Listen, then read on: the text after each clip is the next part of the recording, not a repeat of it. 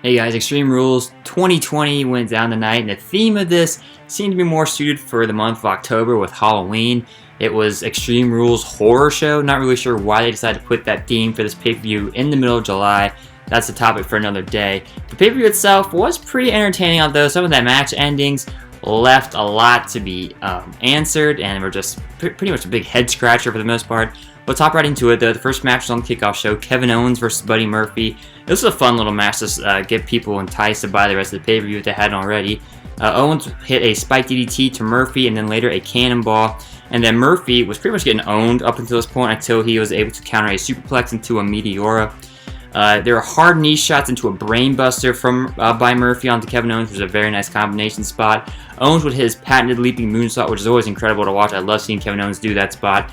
And then Owens would win with a super kick into a stunner. So again, as I said, a nice match to get fans enticed to buy into the pay-per-view if they had not already. And there was a little bit of history with Murphy and Kevin Owens with the whole Seth Rollins and Mysterio feud, so it wasn't like these two were just randomly thrown together. After that, we had the New Day versus Nakamura and Cesaro for in a tables match for the SmackDown Tag Team Championship. New Day defending the belts against the team of Cesaro and Nakamura. Kofi would drop kick Nakamura into the glass, and then he would do the same thing to Cesaro but into the steel stairs. A very high-action, fun-paced spot right there. And then Big E would spear Cesaro through the middle rope like he usually does, but Cesaro almost hit a table on the outside of the ring. That would have been very painful if that was to happen.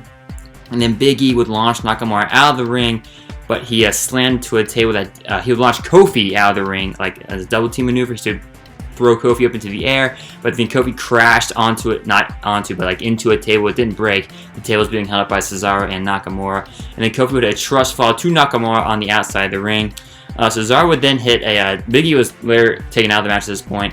Cesaro would hit a top rope powerbomb with an assist from Nakamura onto Kofi through a table on the outside of the ring. Very painful high-risk spot. Looks sweet though. And Cesaro and Nakamura are now your new WWE SmackDown Tag Team Champions. A very fun match. I would not mind seeing a rematch between these two teams for the belts later on down the road. Nakamura and Cesaro are unquestionably two of the best wrestlers in the company today. And the New Day is what has been the top tag team in WWE since like 2015. So yeah, I would not mind seeing a rematch between these two teams. After that, we had Nikki Cross versus Bayley for the SmackDown Women's title. Cross would hit an early neck breaker, but Bayley kicked out. It was like a neck breaker like as soon as the match started almost. And then Cross would hit a tornado DDT on the outside of the ring. Bayley would trap Cross in the ring skirt and start wailing on her, and then she would turn around and start talking trash to the commentary team. This allowed Cross to climb under the ring and pop out on the other side on the other ring skirt. She would lure Bayley in and then pretty much beat up on Bayley to gain the upper hand. Bayley would then hit a belly to belly, but Cross would kick out, and then Bayley would go face first in the second turnbuckle. This allowed Cross to hit a neck breaker off the apron and onto the ring floor. Very hard spot. And then Banks would later hand Bayley her brass knucks, the one that said boss on them. Bayley would use his brass knuckles while the ref was distracted with Banks. Bayley used the knuckles on a rib shot to Bayley. Bayley hit the knuckles to Cross, pins Cross for the win to retain the SmackDown Women's Championship. After that, we had a Firefly Funhouse with Count Bray Wyatt. Bray Wyatt was dressed up like a vampire, and he said, let's cut to one of the most grotesque, horrible things you ever seen on WWE TV, and it was a replay of the karaoke contest, which I thought was a fun little jab WWE took at themselves. After that, we had Apollo Crews versus MVP for the United States Championship, or so we thought. Crews has not been medically cleared to compete, so I'm guessing the storyline injury might be him having the illness that's currently going around.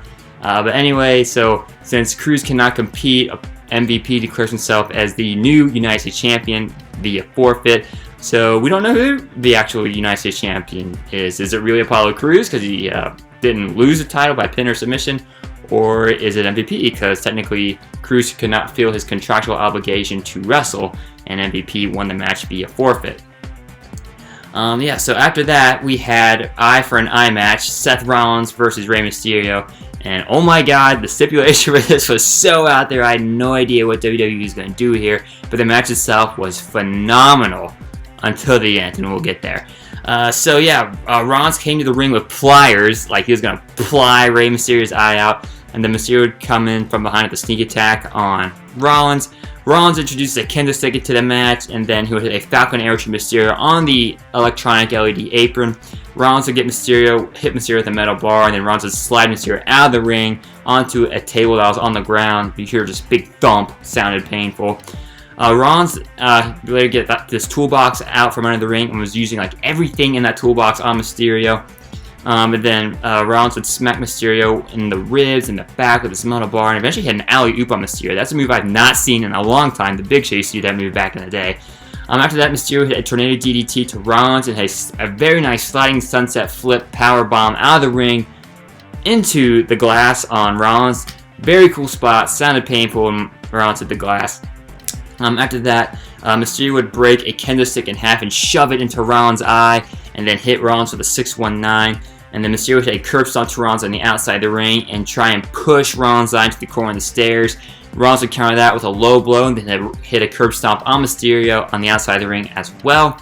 And then Rollins would then shove Mysterio's eye into the side of the stairs, and the ref calls for the bell. And then I didn't see this at first. I didn't see it till someone posted on Twitter. They actually had Mysterio hold a fake eyeball in his hand against his mask, and he's like, "Oh my God, my eye!" They call for the match. Seth Rollins has this horrified look on his face and starts throwing up at ringside. It went from being an incredible match to a goofy, laughable ending with Rollins vomiting everywhere at ringside. So Seth Rollins wins by getting Rey Mysterio's fake eye out of his socket, and yeah, they said later backstage that because there's like no damage to the nerves or whatever, that Mysterio's vision can be saved and they can reattach his eye. But wow, the match itself was great. The ending sucked. It was comical. It just was Rollins barfing and the fake eyeball. Rollins wins the eye for an eye match. After that, we had Asuka versus Sasha Banks for the Raw Women's title. Asuka defending that belt against Banks. Banks had a nice counter early in the match into a Banks statement, and then she would go for an arm drag coming at the top rope, but Asuka would counter that with a hard knee to the face. Asuka has Bayley stuck in the second rope turnbuckle and hits double knees. Banks would then powerbomb Asuka into the glass on the outside, and Banks did a frog splash, but Asuka would kick out of that. Banks followed that up with a Banks statement, but Asuka would get to ropes, and then Asuka would hit Banks with a hard German suplex. Like Asuka was folded up like an accordion, laying on the back of her neck. It looked really bad. After that, Asuka would go for a big backdrop off the top rope, but Banks would counter that with like a flip, and it looked like she almost landed on her head, but she would rotate all the way at the last second. Bayley took out Kairi Sane at ringside and then tried to distract the ref with a belt while Banks was tapping while Asuka had her in the Asuka lock. But the ref didn't see it, so the match continues. Then Banks is arguing with the ref. Asuka pops up from behind Banks, does the green mist. Banks ducks, hits the ref, and then Bayley comes back into the ring, hits Asuka with the belt, puts on the referee's shirt, throws Banks on top of Asuka, and counts to 3. So Bayley is the ref, I guess. And now Banks wins because Bayley counted to 3. And yeah, so Banks is the Raw Women's Champion and one half the Tag Team Champs. Bayley is the SmackDown Women's Champ and one half the Tag Team Champs. So they have all the WWE gold on the main roster. And yeah, this looks like we're getting a 2020 version of Triple H and Stone Cold. It's the two women power trip now because Banks and Bayley have all the gold in WWE. Not really sure what they're going to do with this weird ending. This overbooked, stupid, Vince Russo-esque type of ending. It was way too overbooked in my opinion. Too many things going on. The green mist, the referee swap, the belt hit. It was just a mess. I would have much rather seen maybe a smaller version of distraction like that and have Banks win to form this two women power trip.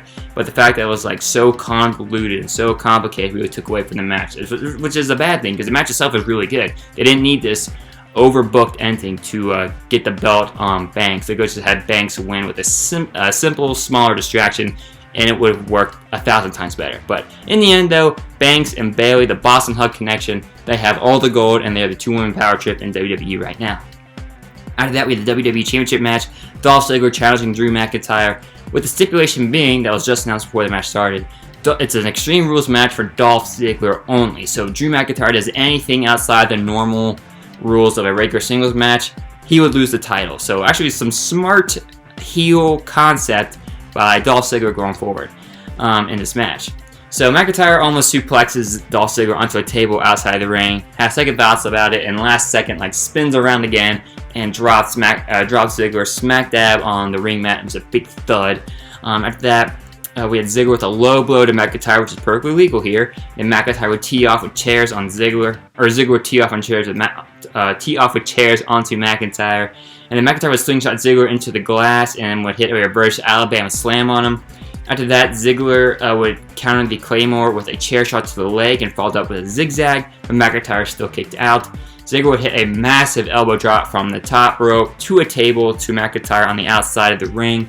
And then Ziggler would hit a Famouser, a zigzag, and a rock bottom onto a chair on McIntyre, and McIntyre still kicked out. They're building McIntyre to be the next Super Cena, it looks like at this point. He's looking indestructible.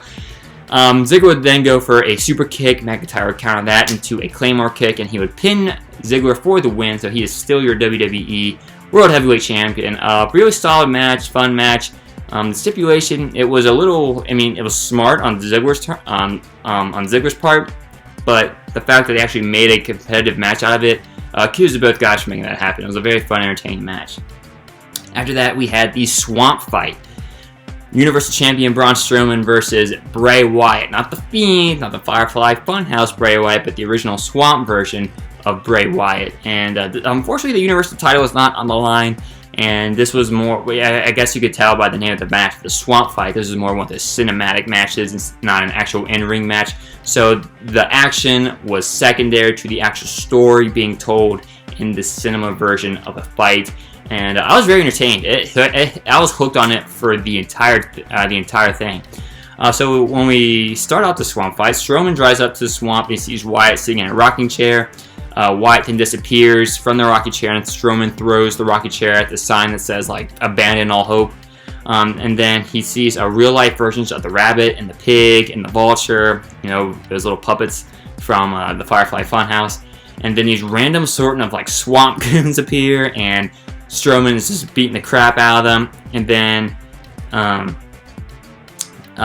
meanwhile, there's this cut back to the Firefly Funhouse, and you see Wyatt acting like a cheerleader, saying, Braun, if he's our man. If he can't do it, no one can. It goes back to the swamp, and Strowman's hit and knocked out with a shovel after being hit by the swamp version of himself. So he looks up, he sees him with the shovel. It's him with the black sheet mask, and the sheet mask version hits Strowman again, knocks him out. When Strowman comes to, he's chained to this chair in a shack in the swamp. And then you hear the old Bray Wyatt music come on, and then Wyatt comes into the shack with a light, the old lantern, his old gimmick. He's telling Strowman that you and I, we could be gods, and that he's not the real enemy. The human race is the enemy. And Strowman wants none of it. And then this lady appears, which I'm assuming was Sister Abigail, with this giant snake. This was like a Damien snake from Jake Roberts back in the day. This is what that type of snake was. It bites Strowman, and Strowman, I guess he's somehow he's then teleported to this campfire. He's fighting more swamp goons by this campfire. And one of those goons he's fighting catches on fire. And then he sees this lady. It looks like Sister Abigail, and I'm assuming it's the same lady. This was the same Sister Abigail in the shack. She's telling Strowman to come to her, and it's Alexa Bliss. And this is a nice callback to the Mixed Match Challenge when they were Team Little Big or Biggie Little or something. So Strowman's walking to this dock that Alexa Bliss is standing on. And then Wyatt appears out of this fog on the dock and attacks Strowman, but Strowman chokeslams him onto a boat by the dock, and the boat just drives off by itself. Strowman begins to walk away, but then the boat comes back and it's empty. Strowman gets into the water. He's looking at the boat. Then Wyatt pops out from behind and attacks Strowman and tries to drown him in this water. Strowman and Wyatt, they eventually make their way back to the dock, and then Wyatt is just beating the hell out of Strowman with this axe handle. That's not enough. Strowman gets back up, and he boots Wyatt off the dock into the water, and then Strowman says, "It's over." And there's no sound. You see the Extreme Rules logo pop up in the bottom of the screen, like what they usually do when the show's over. But it kept going, so I was like, okay, is this an error in the network or something? And then no, Wyatt pops out of the water, grabs Strowman with the mandible claw, and yanks him into the water. And then the water, it does like this panning overhead look of the water. Then the water turns red, starts bubbling, and who pops out? The Fiend. And we see an image of the Fiend, and that's how the show ends. So I'm assuming Bray Wyatt won this match, and the Swamp version of Bray Wyatt is no more. The Fiend is now the only version of Bray Wyatt we might be seeing for the time being, and it looks like we're setting up for the Fiend versus Braun Strowman for the Universal Championship at SummerSlam, which is about time. We haven't seen the Fiend since the Firefly Funhouse, in a competitive match anyway, since WrestleMania, so it'll be nice to see the Fiend back on TV again, and hopefully he beats Strowman for the Universal title. I like the Fiend. I'm not a big fan of Strowman, so I wouldn't mind seeing the Fiend beat Strowman at SummerSlam for the Universal Championship.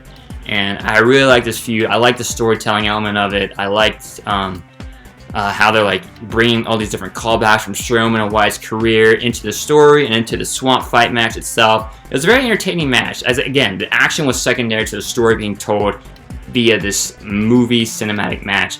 And I would not mind seeing these two do something similar like that. Maybe in the build up to SummerSlam. But in SummerSlam, I actually want to see the Fiend versus Strowman in a match. And hopefully the Fiend comes out on top. So yeah, that was Extreme Rules 2020 in a nutshell. Some solid matches, just some screwy finishes, and the Swamp Fight is definitely something you want to check out if you're a big fan of the cinematic matches. Not as good as the Firefly Funhouse or the Boneyard match, but definitely very entertaining, kept me captivated and hooked throughout the entire thing. And that's all I got for you. If you like this video, feel free to give it a thumbs up, leave a comment, subscribe to the channel, check out my website, cincyfanzone.blogspot.com. Give me a follow on Twitter and on Instagram. Both of those are at Cincy Fan Zone. Links to all that is in the description below. And as always, guys, thanks for watching.